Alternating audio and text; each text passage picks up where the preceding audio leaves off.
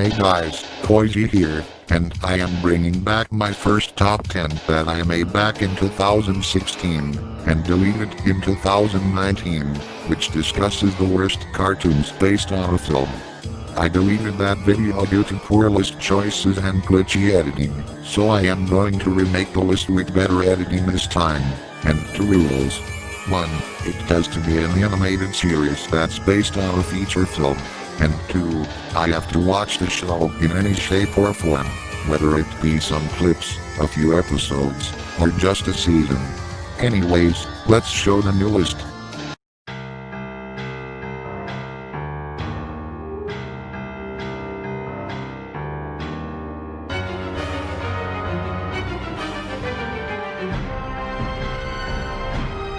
Penguins of Madagascar. I remember watching bits and pieces of this show in Nickelodeon back in the early 2010s, and I did not care about it whatsoever back then, but looking back at it as an adult, I can see why. The writing is just lazy, with empty stories that drag, stale jokes that don't land, and one-dimensional versions of beloved side characters from the Madagascar movies. But that's not the biggest problem with Penguins, since the show is forgettable, like the other entries in this list, and it's not the mediocre animation either. It's the songs. I heard seconds of those musical numbers through usage in those Skylanders with different songs videos, and they're just bad, so bad that it got this show on this list. Do you wonder why the songs in the Madagascar movies are better? That's 'cause they're pop songs. They fit the environment and tone of the franchise, and it works. The songs here are Disney-esque Broadway style, and it never works, and it makes these songs nothing more than annoying, cringy, and jarring. Penguins of Madagascar is the first animated example of how side character spin-offs do not work. Jake and the Neverland Pirates. Okay, before I jump into my criticisms towards this show, I would like to declare that, 1. Not all series in this list are from DreamWorks, despite half of them being from DreamWorks, and 2. Not all of them have to be directly based on their respective movie either, and in Jake's case, this is a spin-off of Disney's Peter Pan. Well, we already talked about a spin-off in the previous slot in the list, so I am jumping from that to another. Anyways, back to Neverland Pirates. The problem is that each episode is the same thing. Jake and his crew embark on a quest. Captain Hook and his crew interrupt him. The former crew does a dumb song. They stop the latter crew. They do another dumb song. And that jazz is basically the whole plot of this show. At least with Phineas and Ferb and Puck came on, they put an original spin with their formulas every time, and do something different from time to time. Jake on the other hand doesn't do anything about its formula, and keeps its repetitiveness going, making the stories predictable and tiresome, and it also makes the characters bland and forgettable, except for Jake himself and the Peter Pan Pirates. The songs also got on my nerves when I was a kid, and I quickly forgot them now. Now, alongside Penguins of Madagascar, this is only starting the list, because I think these 2 shows are too harmless and mediocre for me to despise at the most part. Neverland Pirates is just a simple preschooler show meant to teach kids lessons, and Penguins has a really cool and underrated villain. The preschooler show also has some beautiful animation, provided by Mercury Filmworks. Otherwise, these 2 shows would really fit in the bottom of the barrel of the Countdown's content, similar to what's coming up. All hail King Julien. We're going back to Madagascar with this one, except this time, we got to hang out with lemurs, which are more annoying animals in the Disney world of the franchise than penguins.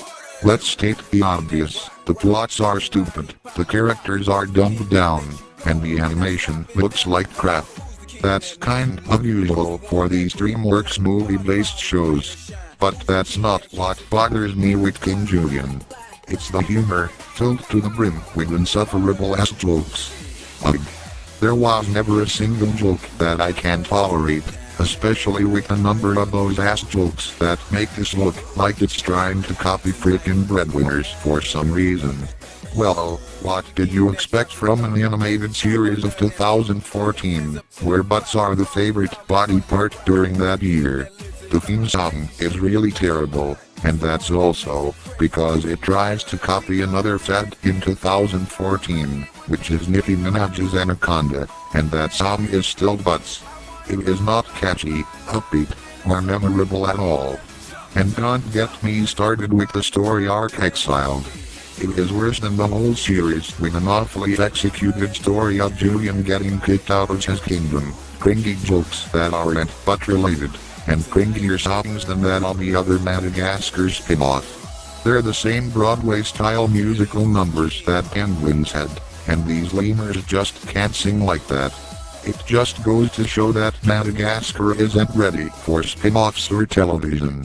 Maybe the Little Wild series in Peacock could be better, but I ain't crossing fingers yet.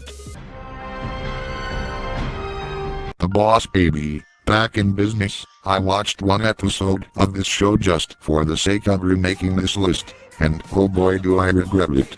The 2017 film is bad enough, but this Netflix show is even worse. The writing is lazier than that of The Boss Baby, with the most predictable stories, and the most obvious morals that you can expect, on top of the movie's characters being more hateable than they already were. This writing makes Back in Business look like it was made for preschoolers, which may be a good fit for a Boss Baby show, but this series is for the same audience as other shows based on the PG-rated DreamWorks movies. There is no excuse here for that. The new characters are so annoying, and they're more annoying than actual babies. The theme song also tries to copy a popular song, similar to Julien, which is The Lonely Island's Like a Boss. Speaking of boss, it's okay for an animated series to tackle on business, but this show talks about it too much. The business jokes are so awful and irritating that they make this Netflix show feel too greedy, no pun intended. Also, the animation is just putting a heaping pile of salt in the wounds that I already mentioned. Sure, the hair in the characters still looks as good as it did in 2017, but that's not saying much, since everything else really displays the significant downgrade the visuals got from the movie, and I think that's obvious. We'll be right back to DreamWorks after this message that's literally an example of bad animation. Descendants, Wicked World, oh yes, the other Disney Channel spin-off in the list. In this case, it's one of their DCOMs, which is the 2015 Descendants. If television can't adapt the big screen flicks, what made them think they can bring a Disney movie to a series? This may sound petty for a countdown about cartoons, but for Wicked World, I am starting straight with this aspect that got the show here. It's the worst looking animated show based on a movie, and also the worst looking show from Disney animation. I am dead serious. There is no movie based cartoon, or Disney cartoon, with worse animation than Wicked World. I can literally consider something like Tomorrow's Pickle and Peanut, Schmookums and Meat, the Monsters vs. Aliens series, Back at the Barnyard, or even the Generation 1 Monster High movies to have better animation than this. The problem with how this Descendants cartoon looks is not the quality, like the cheaper technology or poor rendering. Those aspects can only be as good as the materials they have. The real problem is the character design and the color palette. These designs try way too desperately hard to match both the dolls and the actors, and it never works. I want you guys to just look at this, and tell me that this is appropriate for kids.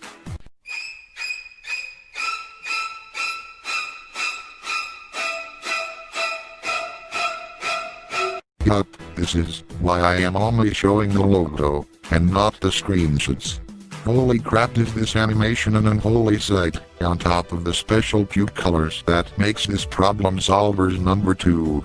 Now, you may be asking, why is this no longer number 1 like the original list? Well, that's because in there, I was too harsh about other aspects, such as the plot, characters, and songs. Don't get me wrong, the humor is terrible and outdated, and so are the songs, as well as the characters being hateable at times, but most of it, along with the storylines, are kind of forgettable. So to answer the new spot for Descendants on worst cartoons based on movies, at least you can forget about how bad it is, written-wise. But you will never forget how abysmal it both sounds, and especially looks. Wicked World may be just terrible on the inside, since it's forgotten, but on the outside, it's still ugly, as sin. Please, do not feast your eyes in this show. You will regret it.